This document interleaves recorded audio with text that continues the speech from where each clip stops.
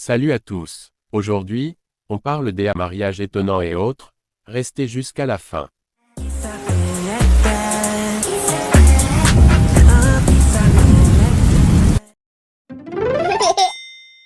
Première nouvelle. Du 17 au 22 décembre 2024, à l'Agora de Koumassi à Abidjan, la chef ivoirienne Mélanie Céline Zénab Bansé a relevé un défi exceptionnel, battre le record Guinness du marathon de cuisine individuelle. Elle a cuisiné pendant 131 heures et 30 minutes, dépassant largement son objectif initial de 120 heures de cuisine non-stop, réalisé avec seulement 5 minutes de pause par heure. En effet, dans une vidéo publiée sur son compte Instagram annonçant la présentation de cet événement d'envergure, Zénab Bansé a livré les motivations derrière son ambition de devenir la première Ivoirienne à inscrire son nom et celui de la Côte d'Ivoire dans l'histoire du record Guinness. La chef cuisinière aux multiples talents, notamment entrepreneur, décoratrice d'intérieur et organisatrice d'événements, a expliqué que c'était en scrollant sur les réseaux sociaux qu'elle a découvert le record du marathon de cuisine individuelle de la chef nigériane Hilda Bachi, qui, en mai 2023, surpassait le record de 87 heures et 45 minutes de la chef indienne Lara Tondon, en cuisinant pendant 93 h et 11 minutes à Lagos, c'est-à-dire pendant 3 jours 21 heures et 11 minutes sans dormir. En novembre 2023, le chef irlandais Alan Fisher avait à son tour établi un nouveau record en cuisinant sans interruption pendant 119 h 57 minutes soit 4 jours, 23 heures et 57 minutes dans son restaurant à Matsué battant ainsi le précédent record, décrochant par la même occasion le record actuel de marathon culinaire. Inspiré par ses exploits, Zénab Bansé s'est fixé pour objectif de surpasser ses performances et d'inscrire son nom, ainsi que celui de la Côte d'Ivoire, dans l'histoire du Guinness World Record. Après une première tentative infructueuse pour obtenir l'autorisation de Guinness, elle a retenté sa chance avec succès après la victoire des éléphants à la Cannes 2023. Ce défi représentait également une opportunité de célébrer les 31 régions de la Côte d'Ivoire à travers plus de 293 plats traditionnels, mettant en lumière la richesse gastronomique du pays.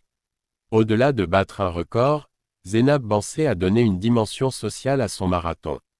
Tous les plats cuisinés ont été distribués à des personnes délogées suite à des opérations de démolition dans certains quartiers d'Abidjan mais aussi dans des hôpitaux, notamment au CHU de Trècheville, et dans plusieurs orphelinats à Bingerville, Abobo, Palmeraie et Port-Bouët. C'est la Cannes de la cuisine, avait-elle déclaré, soulignant que son objectif était de mettre en valeur la gastronomie ivoirienne tout en nourrissant la population. Durant ces 5 jours, la chef Bansé a fait preuve d'une endurance exceptionnelle. De nombreux Ivoiriens, ainsi que des personnalités publiques telles que les artistes Roselyne Layo, José, de Bordoli Kounfa, et Baby Philippe, ou encore des personnalités comme Emma Lohou et Deborah Mutune, sont venus lui apporter leur soutien. Pour garantir le respect des règles strictes du Guinness World Record, une organisation minutieuse a été mise en place, avec des équipes médicales, des observateurs et des témoins pour documenter chaque étape du défi. Les contraintes étaient nombreuses, comme l'interdiction de dormir, de s'asseoir longtemps ou de recevoir de l'aide pour cuisiner. Chaque plat devait être cuisiné d'A à Z et comptabilisé selon les règles d'hygiène et de sécurité. Toute absence prolongée ou activité non liée à la cuisine pouvait entraîner une disqualification. Le dimanche 22 décembre 2024, à 19 h, Zénab Bansé avait déjà atteint son objectif initial de 120 heures de marathon culinaire. Cependant, elle a décidé de repousser ses limites en poursuivant jusqu'à 131 heures et 30 minutes, terminant officiellement son défi le lundi 23 décembre à 6h30. Deuxième nouvelle. À 19 ans, le couple formé par Aoulou Ekra Israël et Gnénéfé Victoire fait partie des plus jeunes en Côte d'Ivoire. L'âge légal du mariage pour les hommes est de 21 ans et celui de 18 ans pour la femme dans le pays. Depuis leur fiançailles le 9 mars 2024 au sein de leur communauté, ils sont devenus célèbres. Abidjanshow.com est allé à la rencontre de ces jeunes amoureux vivant à Abidjan afin de connaître leur histoire et leur réalité du moment. Le samedi 23 mars, ils ont décidé de se confier à nous sur leur première rencontre, leur intimité et leur situation financière. Dans quel cadre vous vous rencontrez pour la première fois? Victoire. Nous nous sommes rencontrés pour la première fois dans un séminaire à l'église. On était dans un groupe de la communauté, C'étaient des messages qu'on échangeait tous, on ne causait pas vraiment. Nous sommes rentrés après le séminaire et on a gardé le contact. On causait un peu plus. Et un soir, Israël m'a dit, je veux te marier. C'est comme ça que les choses sont parties. J'étais amoureuse de lui, mais puisqu'il rigolait beaucoup, je pensais qu'il plaisantait.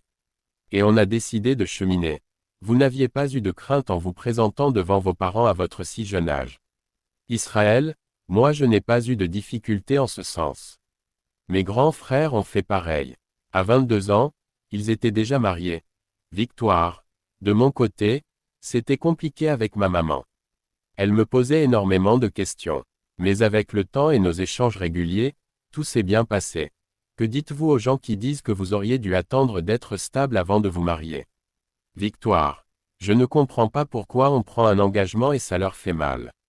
Est-ce que les enfants de 15 ans qui ont des gosses et gars sont stables financièrement avant de se mettre ensemble? Les gens vivent dans l'impudicité et ils trouvent cela normal. Et quand certaines personnes veulent préserver leur pureté, ils trouvent cela anormal. Il y a des gens de 24 ans qui ne sont pas stables financièrement mais qui se débrouillent et ils ont des copines. Plusieurs personnes nous disent qu'on va rester dans la maison de nos parents pour sexer. Est-ce qu'on ne voit pas des gens de 24 ans qui dorment dans la maison de leurs parents et ils croisent leurs copines dehors pour avoir des rapports? Est-ce que vous pensez avoir fait le bon choix? Israël, je crois que oui. On a fait le bon choix de mettre les parents devant le fait accompli de sorte qu'ils nous suivent. Si les gens trouvent cela anormal, qu'ils continuent de se cacher. Qu'ils contractent des grossesses sans aviser les parents. Nous, on fait le choix de mettre les parents devant, ils nous suivent, ils nous encadrent et ils nous éduquent. Ça fait qu'on ne peut pas aller chercher d'autres partenaires dehors. Moi j'ai décidé de la présenter à mes parents, on dit c'est mauvais. Je respecte leur avis. Victoire, étant jeune, c'est le meilleur moment pour avoir un partenaire, parce que c'est étant jeune qu'on construit son avenir. Avant de vous rencontrer, est-ce que vous aviez des ex? Israël, avant elle, j'ai eu 3 gosses. Avec elle, il n'y a pas eu de astérisque. Juste des baisers. Victoire, moi j'ai eu 2. Est-ce que vous êtes puceau? Israël et Victoire, oui. Comment vous savez? Israël et Victoire, on sait. Depuis vos fiançailles, comment vos amis vous voient? Victoire, ils ne croient pas. Souvent ils envoient des messages pour savoir si c'est sérieux. D'autres disent que c'est incroyable. Vous vivez encore chez vos parents. Est-ce que cela ne vous gêne pas? Israël, c'est une aide qu'il nous propose en attendant qu'on soit stable. Elle vit chez ses parents, moi aussi je vis chez mes parents. Mais j'essaie de faire quelques business avec les cours que je donne. Je me donne au maximum 5 ans pour être stable et avoir enfin une famille. Tout compte fait, mon papa m'a dit depuis petit que son argent n'est pas pour moi. À quand le mariage? Israël, la cérémonie de mariage religieux, que nous appelons la bénédiction aura lieu le mois prochain. Dans la nuit du 25 au 26 avril. Le mariage civil ça dépend de nous.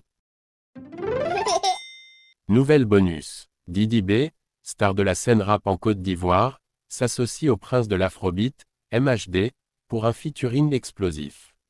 Leader du célèbre groupe de hip-hop africain Kif No Beat, Didi B marque son retour en force avec le titre DX3, Dégâts X3. Une collaboration qui promet de faire des dégâts et ainsi marquer les esprits sur la scène afro-urbaine.